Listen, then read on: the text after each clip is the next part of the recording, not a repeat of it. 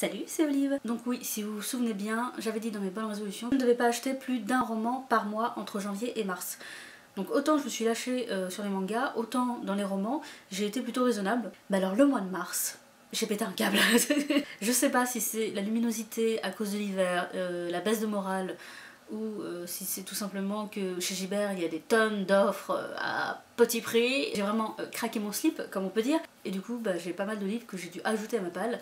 Et en plus de ça, le mois de mars il y a ma fête, donc je sais qu'on ne les fête pas partout, mais dans ma famille on fête les fêtes. Et pour le coup j'ai eu droit à un joli petit budget livre, donc je me suis fait plaisir, parce que il se trouve que comme je lis beaucoup chez moi, on m'offre pas de livres, donc là pour le coup j'en ai profité. Et en plus, pour ce mois de mars, il y avait la remise des diplômes. Donc là, j'ai été plutôt gâtée. Donc tout est mélangé, aussi bien manga, roman offert que roman acheté. Donc je dois avouer que vu la pile énorme qui est à côté de moi, j'ai pas eu le courage de tout trier.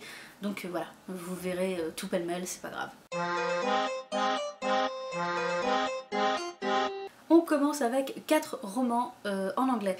Alors je lis pas en anglais, où en fait ce que je lis ce sont des scans, des mangas ou des yaoi sur internet. Donc quand c'est du yaoi ça passe crème, mais alors quand c'est des romans il n'y a plus personne. Et c'est vrai que de moi-même j'ai un peu de mal à lire en anglais, pourtant il y a des tonnes de livres qui me tentent, il y a même des livres que j'ai lus en français et que j'ai envie de relire en anglais, mais bon je suis lancée 2-3 fois et ça passait, franchement je comprenais pas tout mais c'était assez fluide. Mais bon, j'étais quand même assez réticente, enfin c'était plus de la timidité par rapport à ça. Je crois que j'avais pas trop confiance en moi sur ce coup-là. Et finalement, bon j'ai regardé de nombreuses vidéos de youtubeuses qui conseillaient de lire en anglais. Je vous mettrai 2-3 vidéos dans la barre d'infos si jamais ça vous intéresse. Et surtout, quand je lis des mangas en anglais, ça passe quoi. Je comprends pas forcément tout, mais je comprends le plus gros. Et du coup, j'arrive à lire en anglais tout simplement. Du coup, j'ai envie de me botter un peu les fesses et de me dire ok, tu lis des mangas, t'es capable de lire des romans, donc bouge-toi. Vous le savez très certainement, j'ai lu il y a pas longtemps The Curse. Et même si ça n'a pas été un coup de cœur, ça a été vraiment une très bonne lecture. Il y a 2-3 points qui m'ont un peu fait hausser les sourcils. Mais sinon c'était vraiment un très bon moment. J'ai beaucoup aimé le héros masculin et vraiment je me suis arrêtée sur cette fin de premier tome. J'avais envie de savoir la suite, vraiment. Et j'avais tellement envie de savoir la suite que je pouvais pas attendre la sortie en français. C'était trop loin. Du coup je vous présente The Winner's Crime, le tome 2. Et je vous présente The Winner's Kiss, le tome 3. Donc voilà, donc ce sont des gros pavés, c'est la belle édition en hardback, donc ils sont juste magnifiques, ils sont juste très épais et ils sont en anglais parce que vraiment c'est une trilogie que je commence à affectionner tout particulièrement et si ça continue dans ce bon sens, je pense que ça va être un coup de cœur. The Curse, c'était Opaline, la booktubeuse qui m'avait donné envie de la lire parce qu'elle avait fait une vidéo dessus et franchement ça avait l'air trop bien, du coup j'avais suivi son conseil. Et il se trouve que ce livre-là, c'est Opaline aussi qui m'a donné envie de le lire, parce qu'apparemment c'est un gros coup de cœur pour elle. Dans la vidéo où elle donne des conseils pour lire en anglais, elle répète à quel point ce livre est devenu important pour elle, à quel point elle était heureuse de l'avoir lu. Du coup je me suis aussi laissée tenter pour celui-là, et donc je vous présente Dorothy Must Die de Daniel Page. Voilà, comme ça vous le savez. Donc c'est une réécriture du Magicien d'Oz où une jeune fille qui ne s'appelle pas Dorothy va finir aussi, d'après ce que j'ai compris, au pays d'Oz et va devoir assassiner Dorothy. Ça a l'air assez drôle, en tout cas c'est ce que... Enfin, moi ce titre me fait rire. Je fais confiance à Opaline, généralement ce qu'elle conseille c'est plutôt bon, donc voilà, je me suis laissée tenter. Et dernier livre en anglais, il s'agit de Heartless de Marissa Meyer. Alors je suis triste de ne pas l'avoir trouvé en hardback, parce que il est juste sublime en hardback, mais bon, la couverture là est plutôt sympathique, plutôt mignonne. Marissa Meyer, c'est celle qui a écrit les Chroniques lunaires, mais c'est vrai que là pour l'instant ce que j'ai lu, son style me plaisait, son univers me plaisait, et il se trouve que celui-là c'est une réécriture d'Alice au Pays des Merveilles. On ne suit pas le personnage d'Alice, mais on suit le personnage de la Reine de Cœur, et surtout sa grande histoire d'amour, avant qu'Alice n'arrive. J'aime beaucoup Alice au Pays des Merveilles, c'est un roman qui a bercé ma jeunesse. Pour le peu que j'ai lu de Marissa Meyer, ça commençait déjà à me plaire, du coup je me suis laissée tenter aussi par celui-là. Comme on est dans les grands formats, je continue avec 3 autres grands formats. Et on commence avec Marquise de Joanne Richoux aux éditions Sarbacane. Donc je remercie beaucoup les éditions Sarbacane de me l'avoir envoyé. Il se trouve que j'étais très tentée parce que Marquise, Voilà, donc je vais peut-être en surprendre, mais Marquise, c'est le surnom qu'on me donne dans ma famille. Voilà, je sais pas comment je dois le prendre, juste la couverture est canon, quoi. Mais regardez-moi ça. On est dans une société secrète qui vit en Écosse, sur une île, avec un Versailles qui a été recréé. Donc voilà, c'est que du rêve. Moi j'ai plutôt bien aimé ma lecture, j'ai beaucoup ri. Et c'est assez rock'n'roll comme livre.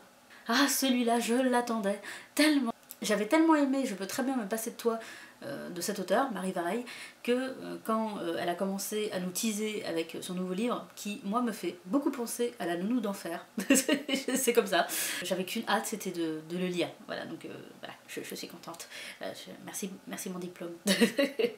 Pour vous faire un rapide résumé, on a une jeune fille qui va se faire passer pour une gouvernante auprès d'un riche producteur qui va bientôt se marier, et ça se passe, d'après mes souvenirs, dans le sud de l'Italie. Je pense que je vais passer un très bon moment avec ce livre, et je pense que je vous en parlerai très prochainement. Je t'ai rêvé de Francisca Zappia, aux éditions Robert Laffont, collection R. Quand il était sorti, il y a quelques années, il me tentait beaucoup, parce que je trouvais la couverture assez jolie, assez poétique, mais finalement, je sais pas pourquoi, je suis passée à côté, j'ai juste retenu le titre comme ça, mais je l'ai jamais acheté, je l'ai jamais lu, et je savais même pas de quoi ça parlait. Il se trouve que ces derniers temps, je me suis souvenue de ce livre, et je me suis dit, bah tiens, j'aimerais bien quand même savoir de quoi il s'agit. Donc j'ai regardé, et j'ai trouvé beaucoup de bonnes critiques, mais aussi des critiques plutôt mitigées. Et vu le sujet de ce livre, j'ai très envie de me faire mon propre avis. Du coup, celui-là, je l'ai trouvé à prix réduit chez Gibert, donc j'étais très contente. Il s'agit d'une romance adolescente, où l'héroïne est schizophrène. Donc ça envoie d'y passer, et je pense aussi très prochainement le lire. Pour ceux qui me suivent sur Instagram, vous avez dû le voir passer, il s'agit de Grande Fille. C'est écrit et dessiné par Chiaki Okada et Etsuko Arei, et c'est édité aux éditions Seuil Jeunesse. Donc c'est un album jeunesse, j'en lis pas beaucoup, même si j'ai eu des études qui logiquement me poussaient à en lire, mais je sais pas, je suis passée devant et tout me plaisait en fait, le dessin, l'ambiance, l'histoire est toute mignonne, donc je me suis laissée tenter et je suis bien contente de m'être laissée tenter. On suit les aventures de Lena, la petite demoiselle qui boude un peu sur la couverture, qui prépare le spectacle de sa classe, et malheureusement, le jour de la représentation, son petit frère tombe malade, et sa mère ne sera pas forcément à l'heure pour la voir sur scène. Donc c'est très court, vu que c'est un album jeunesse, mais vraiment j'ai beaucoup aimé et j'ai passé un très bon moment avec ce livre. Il se trouve que les éditions Kazé ont été plutôt sympas avec moi, ils m'ont envoyé le 4e tome de Platinum Hand. Et comme j'avais beaucoup aimé le premier tome, j'étais contente d'avoir la suite, mais en fait j'avais que le premier tome dans ma bibliothèque. Je m'étais dit il faudrait qu'un jour j'achète la suite, mais bon je l'avais pas fait. Du coup ça a été l'occasion. Donc voilà, le tome 2 et le tome 3 de Platinum End. C'est le dernier manga que j'ai acheté, il s'agit du tome 3 de Love and Lies de Musabo aux éditions Glénat. Bon alors là je vais pas me répéter sur je veux la suite, mais effectivement je veux la suite, mais ce que j'ai surtout aimé c'est que là on a durant tout ce tome 3 vraiment le point de vue sur le gouvernement et ce que le gouvernement provoque dans la vie des couples qu'il forme. Donc sur ce point de vue là c'était très intéressant, l'histoire se suit tout doucement, hein. C'est vrai que c'est assez lent comme narration, mais moi ça me dérange pas, j'aime toujours autant. Celui-là j'ai couru après, il se trouve qu'il était dans les cartons de mon libraire, et les cartons de mon libraire ils sont immense et on le trouvait pas. Du coup j'ai dû attendre une semaine pour l'avoir entre les mains, ça y est, je l'ai. Il s'agit de L'Enfant et le Maudit, le tome 1 de Nagabe et aux éditions Komiku. C'est un manga dont on a beaucoup entendu parler sur la toile, je pense que vous avez dû le voir passer plusieurs fois et je vous en parlerai plus prochainement, comme tout le reste des mangas d'ailleurs, parce que j'ai beaucoup de choses à vous présenter, je suis désolée. C'est un manga très contemplatif. Pas si contemplatif que ça, je m'attendais à plus de langueur, mais finalement non, pas tant que ça. Mais c'est un manga graphiquement parlant très esthétique. Franchement ce dessin là, on pourrait se dire qu'on le voit en BD, ça nous dérangerait pas en fait. Et en tout cas j'ai beaucoup apprécié. Alors non, je suis trompée, mon dernier achat manga c'est lui. J'ai longtemps hésité à le prendre et finalement il est passé devant moi et je me suis dit non vas-y, je te prends dans mon sac parce que je t'attendais beaucoup. Il s'agit d'un manga historique, le 3e Gédéon de Taro Norizaka aux éditions Glénat. On est en 1788, on sait que la révolution arrive l'année prochaine et on suit le personnage de Gédéon qui est un révolutionnaire dans l'arme et même s'il croit beaucoup en ce qu'il fait, en ce qu'il écrit, bon, sauf les romans érotiques parce qu'il faut bien manger, hein, mais il a toujours la crainte de se faire arrêter par la police parce que évidemment c'est pas très bien vu et dans le premier chapitre, manque de bol, la police arrive. On reste dans l'histoire avec le premier tome de La Reine d'Égypte de Chie Inudo aux éditions Kiyun. Alors, j'adore l'Égypte. C'est pas j'adore l'Égypte, c'est je vis l'Égypte, je rêve l'Égypte, je respire l'Égypte. L'Égypte pour moi c'est un pays merveilleux, l'Égypte antique, c'est quelque chose que j'adore à un tel point que vraiment voilà, rien que d'en parler ça me... Mais je suis très attachée à l'Égypte ancienne. C'est quelque chose qui m'a toujours fascinée.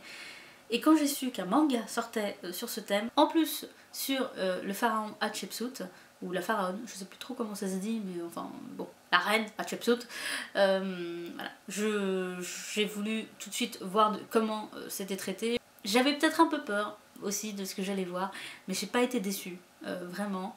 Je trouve que ça a été bien traité, que ça a été bien travaillé, on ressent bien l'Égypte.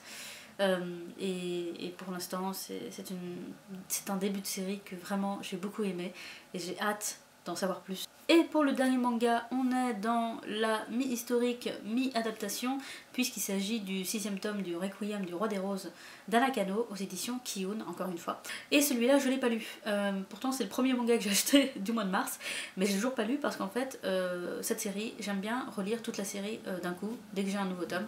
Et j'ai pas eu le temps de tout relire. Donc. Et après les grands formats et les mangas, on a les poches. Maya Angelou. Je sais pourquoi chante l'oiseau en cage, édité aux éditions Le Livre de Poche. C'est une autobiographie de l'auteur où elle parle de son parcours d'écrivain, où elle parle de son parcours de militante.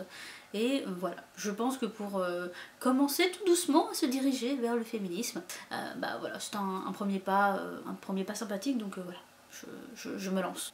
Alors celui-là, je l'ai payé 78 centimes, donc c'est pas du tout intéressant, mais je suis très fière, donc je vous le dis. Il s'agit de Thérèse Raquin d'Émile Zola, publié aux éditions Pocket. Émile Zola, j'en ai lu quelques-uns, évidemment, plusieurs, mais j'ai pas lu Thérèse Raquin. Je suis passée à côté, et il se trouve que il y a eu une adaptation dernièrement de ce livre, qui me tente beaucoup. Ce film me tentait vraiment, et quand j'ai appris que c'était l'adaptation de Thérèse Raquin, je me suis dit attends, tu regarderas le film après avoir lu le livre. Du coup, bah, voilà, je me suis procuré le livre, je l'avais emprunté en bibliothèque mais j'ai pas eu le temps de lire. Donc je suis très contente de l'avoir trouvé. Et voilà, cette histoire, cette sombre histoire de ce couple adultère qui va assassiner le mari pour pouvoir vivre en paix. Voilà, ça me tente bien. Balzac et la petite tailleuse chinoise Dai Shijie, j'espère que je le prononce bien, aux éditions Folio.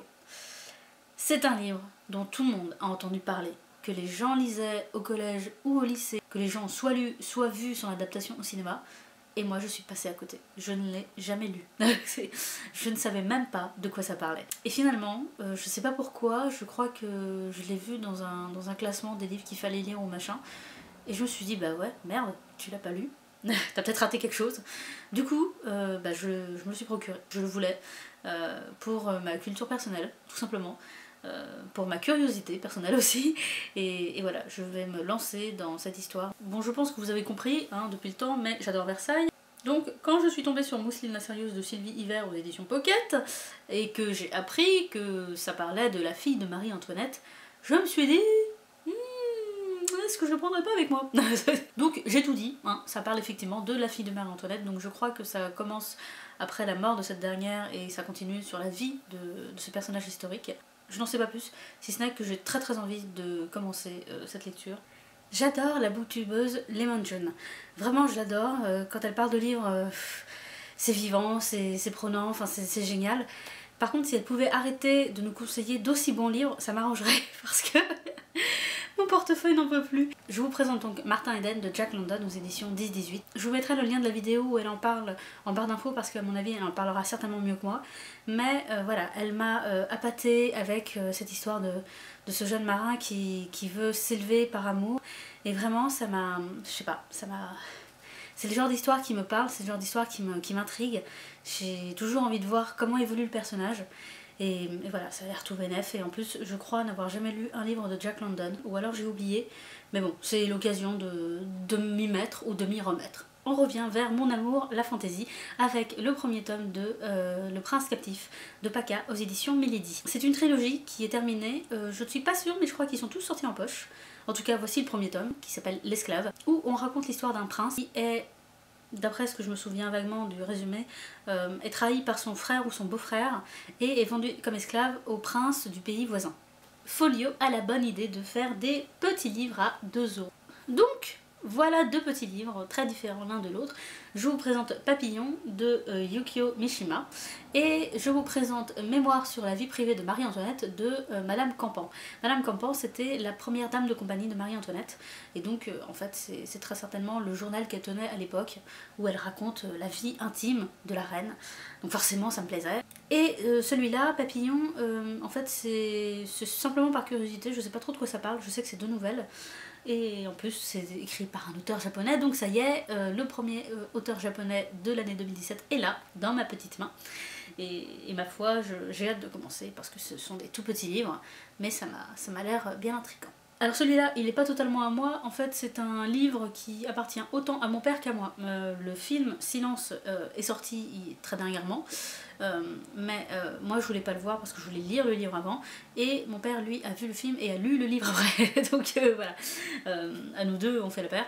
Donc il s'agit de Silence de Shusaku Endo aux éditions Folio. C'est l'histoire de trois jeunes prêtres qui partent au Japon essayer de retrouver un missionnaire portugais disparu dans ce pays et qui vont essayer en même temps de mener cette enquête, de partager la bonne parole, si je puis le résumer ainsi. C'est une histoire assez dramatique, assez tragique. Je vous mettrai le lien vers la bande-annonce du film pour que vous puissiez voir à peu près de quoi il s'agit. Mais en tout cas, le film m'intéressait, voilà, bon, ça part du Japon, forcément ça m'intéresse. Le livre, d'après ce que m'a dit mon père, a l'air assez poignant, assez torturé. Du coup, bah voilà, le deuxième auteur japonais, dis donc ça va vite, de cette année 2017, voilà, se trouve dans mes mains, donc là aussi j'ai hâte de commencer et de me plonger dans cette aventure assez particulière. Et voici le dernier livre de ce book haul, il s'agit de Miniaturiste de Jessie Burton aux éditions Folio. Alors celui-là, il n'était pas prévu, mais entre la librairie, le supermarché et une autre librairie, il est passé 3 fois devant mes yeux, du coup je me suis dit non c'est pas possible, prends-le parce qu'on t'envoie un signe. Du coup voilà, je me suis laissée tenter. Et ça se passe en 1686 à Amsterdam, où une jeune femme très jeune va retrouver son mari qu'elle vient d'épouser, qui a quelques années plus qu'elle, et comme présent pour le mariage, ce mari va lui offrir une maison de poupée, qui est en fait la miniature de leur maison. Et à partir de là, c'est l'histoire de cette jeune femme qui va essayer de trouver sa place dans la maison, notamment auprès de sa belle-sœur qui visiblement est assez froide, et de trouver sa place très certainement dans la société de l'époque. Du coup, j'ai hâte de commencer parce que j'aime beaucoup Amsterdam, j'ai eu la chance d'y aller. J'aime beaucoup les maisons de poupées, en fait là c'est plus des maisons miniatures en fait. C'est vraiment des maisons de poupées très détaillées, presque de collection. J'aime beaucoup ça depuis toute petite, j'ai pas eu la chance d'en avoir malheureusement, parce que je crois que ça coûte assez cher, mais j'ai eu la chance d'en voir une qui était une maison anglaise, qui était très belle quand j'étais en primaire, et depuis je sais pas, c'est quelque chose que j'aime beaucoup. Du coup bon bah voilà, je me laisse tenter et je vais découvrir. Donc voilà, ce book haul est enfin terminé, donc vous avez vu à quel point le mois de mars a été rempli, hein, on peut dire. Là c'est sûr que ce seront les derniers achats avant un moment. Je vous renvoie à la vidéo sur le challenge pas la descendre. Si jamais il y a des livres que vous avez lus ou que vous êtes en train de lire dans tout ce que je vous ai présenté, bah, n'hésitez pas à me dire ce que vous en pensez, parce que c'est quelque chose que je répète très souvent, mais c'est vrai que un livre, quand je l'ai pas commencé, je suis toujours très curieuse en fait. J'aime bien avoir plusieurs avis sur une même lecture, ça m'amuse beaucoup. En tout cas, j'espère que vous faites de très bonnes lectures pour le moment, et je vous dis à la prochaine vidéo. Salut!